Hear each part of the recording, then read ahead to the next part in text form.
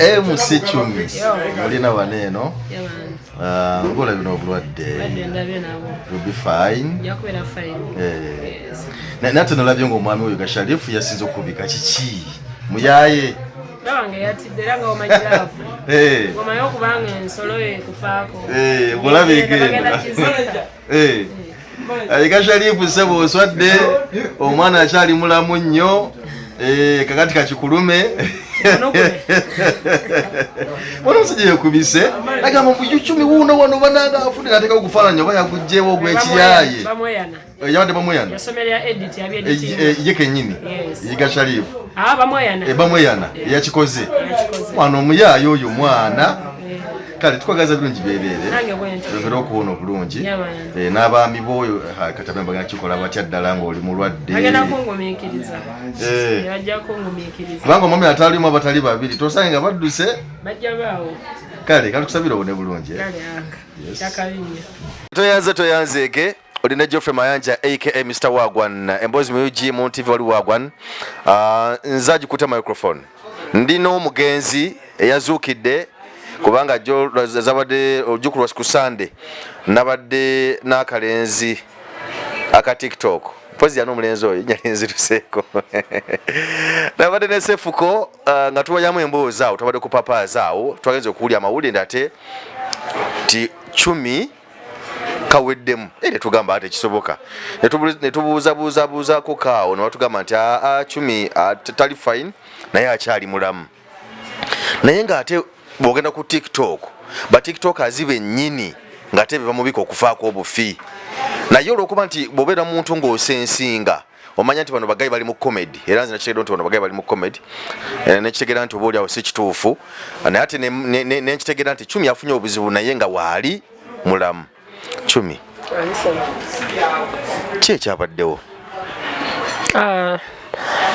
namusizaako ku monna abagyekuumiddeko amanya nze MC Chumi celebrity superstar nafuna accident ku lunaku olw'omukaaga ku ssaawa 10 mu budde bwali bukya accident eyo motoka yantomera nga ndi ku bodaboda bonna ne badduka ne bagenda nenfuna obuzibu mu kugulu nenfuna n'obuzibu ku mutwe era mba nkyali awo nafuna omwami muzira kisa nategerako erinnya emisa kyeyune nanvuga paka ku ddwaliro eryali okumpi kuba accident nagifunira ku Salama Road nantwala ku ddwaliro erya Nakintu eluwafu okutuukawo ng'omusayi mungi nnyo ogunvuddemu nga nfeyitinze nanvuga paka Mulago era newondabira wano kwe kuva Mulago olunaku olwaleero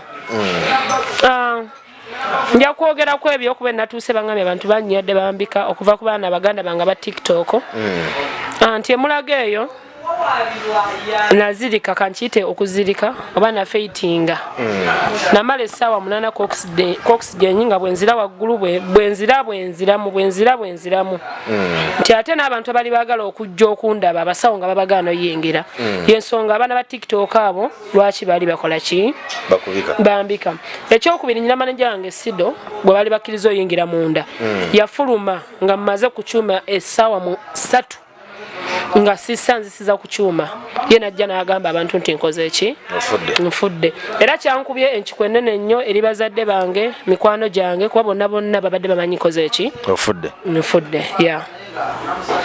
kakati olowooza abantu tebakirowoozemu nti no asagaziriza obaddemu ne full figure na biki byonna nti kukyavudde okuba ng'ofuna accident ate kati kyogaa full figure ekidduka kye nabaddeko full figure sagala namwogerako kuba nze namwesonyiwa nze ng'omuntu naye yanneesonyiwa eno accident eri kunze nze nga Chumi ate sagala nfe mukere ku makya ate mukwate full figure mbu yanzise okitegeera accident eba accident full figure naye nga yaba asobola ogifuna n'omuntu yenna omulala aba asobola ogifuna ne accident ebeera accident nafunye accident tekyavudde kwani oba kwani kyavudde kuwa boda wange naye yatutomedde yes kati wagezi abantu babadde nabo because go tugambye nti wazirise ne abantu babadde nabo bagezeza kugenda ku police okuteekayo omusango police egezeko kunoonyereza kuba tulina kamera tebaba basobola okulonda ne bamanya ani abatomedde nadduka kyetuzaako kubanze mu bulamu bwange buno nga bondaba sina maama sina taata mikwano gyange be bazadde bange era kyetuzaako ne bannanga abalala bonna abaliwo okunyamba. Essebo abantu bangi mikwano gyo badde okyali emulago waliwo abazze okulambulako okumanya mbeera kimwoli? Bantu bangi nnyo abazze okuva ku bafamile yange. Abantu batambudde paka kiro sawa nga 6 nga bannoonya naye nga basawo tebanzikiriza kundaba. Yes, era abantu batono nnyo be bakkiriza okuyingira munda we nabadde. Yes, era n'okunzijja emulago banzijja emulago omukyala Spice Dana eyanzijja emulago n'anvuga paka Ntebe era nasuza Entebe. Entebe wani? Entebe Spice Dana enayo amaka gye nasuze. Yes. Okay, kati gy'ovudde ku makya n'okomawo eno? Nkomawo e Makindye. Yes. Kati weewulira otya essaawa zino? Essaawa zino neewulira bubi nti omutwe gunnuma n'okugulu kuno kunnuma nti sisobola kutambula nze n'amagulu gange era bwe njogerera ndi ku miggo. Yes. Okay. Eri abantu abakuyambyeko kuwaayo ku ssente mu ngeri y'obuyambi okulaba because wadde mulago wa bwereere naye tulya nti obako nakasente kosasulayo oba kati nakugula ddagala weetaaga okunywa weetaaga okulya geri kati tosobola kati nakukola eri abakuyambyeko mu ngeri eyo ng'ogyeko Spice Dana yakunoonya kutwala gy'owasuza Entebe n'okuvaayo? Abantu bangi abasasulidde ku bisale by'eddwaliro omuli manager Melo ali bweru wa ggwanga manager wa Samasoja omuli Frank Abaho manager wange ku TikTok okwo okuli Kididi omuyimbi. Bantu bangi ka banyambyemuko era nga nkyetaaga obuyambi mpozi n'omwami owa Kaya Saloni naye yanyambyeko Mr. Kaya wamu ne mune Ospat. Essebo. Okay, tuli wano ku aftermath tuliwa ye spa bakolerawo njala ebyabakyali bisibimanyi nnyo bakolerawo njala okulongosa abakyala byonna so tukoledde interview eno wano ku JC kisimbe kiri wano kiriko amaduuka SJ Complex. Yes, nze ambassador wakyo. Gwe ambassador? Essebo. Era no bayitawo ku aftermath bakola pedicure ne manicure. Bakuuta si bakyala bokka bakuuta ekigere kiki eky'omusajja ekiba kyagula basala enjala bakola bulungi nnyo era nange wemba mponye kuba enjala zino zirimu omusaayi biki bagenda babantereeza. Yes. Kale kakati treatment okyafuna era bw'oba ofuna ogenda kuba oddayo omulago ogyo ogenda ogifunira oba? Treatment ngenda kuba nkyafuna eddagala erimu nnyinaawe ngenda okuba nga ndigula ku pharmacies ez'enjawulo nga nennyina omusawo agenda okuba nga nkolako era wenva okwoza ebiwundu byange by'oku mutwe n'okuntereza okugulu kuno liri awo wetera ku New York awo opposite Barracks eddwaliro mwe liri munda awo. Essebo. Kakati banaye ndowooza abayimbi tukoleyo kawash n'abaserebu mwena n'aba TikTok celebrity waffe yafunye obuzibu. Waliwo omwami oyinza okusikiriza omanyi sikiriza mu bantu kunsondera naye nze nyina bakyali bange nga nze nfunyeeko ku kasimu okuva owa President King Sir. Nfunyeeko akasimu okuva King Sir nangamba agenda kunnyambayo ne million 2. Wow, kyakabi. Era mwebaziza nnyo era manyi tannimbye era nninze. Yes. Ajja kuzikuwa kuba kati ali mu kalulu kamuwuubaawo omanyi mu kalulu tukwasiza abantu abeesimbyewo oba batuukiriza. Si kalulu King Sir ye nga ye muntu mulungi kuva dda kuba mumanyi nnyo tampadde mboba lwa kalulu singa abadde agaba lwa kalulu singa nawe akuwa singa n'omulala amuwa naye ampadde kuba nti akiwulira ku mutima kuba si musajja mubi nga empulira mumwogerako King Sir muntu mulungi nnyo era mubayimbi bonna ab'e Uganda benkoleddeko okuva ku zi challenge ne bempushinga ye muyimbi asoose okunkubira akasimu. Yes. Eri abayimbi abalala abakubiddeko kasimu nga nti Chumi obadde otuyambako nnyo kupushinga music waffe ng'olabye n'obulwadde kale oli n'oba nga tena kyakuwadde nina kuyisa mu kasimu nagamba ng'olabye n'accident biki story?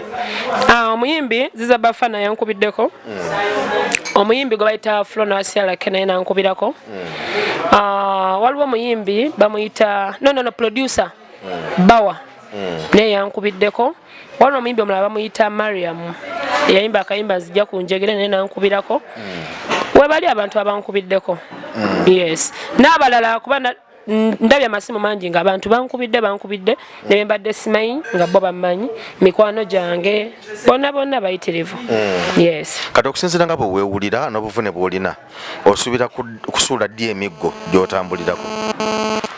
Emiggo egyo sigikutte lwa kwagala naye we naawulira nga mponye kuba abasawo baŋŋambye sitambuza nnyo miggo nga gye ntambuza n'okugulumbe nga nkulinnyisa yamanyi kati we naawonera emiggo nja kuba ngivaako kuba nze ndi mukyala muna bizinensi mba nnyina okukola emirimu gye bakama banga ate mba sinagikolera ku miggo yes kale toyanzeege MC Chumi tumusabire asobole okuterera obulungi naye nga abadde bamubika n'abakyamubika mukola kikyamu MC akyali mulamu wabula kyeyetaaga bwe buyambi siga nti teyeesobola ene musobola okumuyamba kuba kati nga bwebimanyi ebyobujjanjabi nti yeetaaga okuba ng'afuna eddagala buli kanaku yeetaaga okulya yeetaaga okunywa kwegamba okumukwasizaako nga mukwano gwaffe mukwano gwammwe asobola okuba ng'ateera bulungi nnyo so osobola okumunoonyaako n'obako mumuyamba mu ngeri emu bendala okusobola okulaba nga atambuza obulamu okujjako ng'olina kyogala okusembya kyogala okwogera eri abawagizi bo abanyuliddwa ng'ofunye akisidenti abawagizi bange bonna bafaani bange mikwano gyange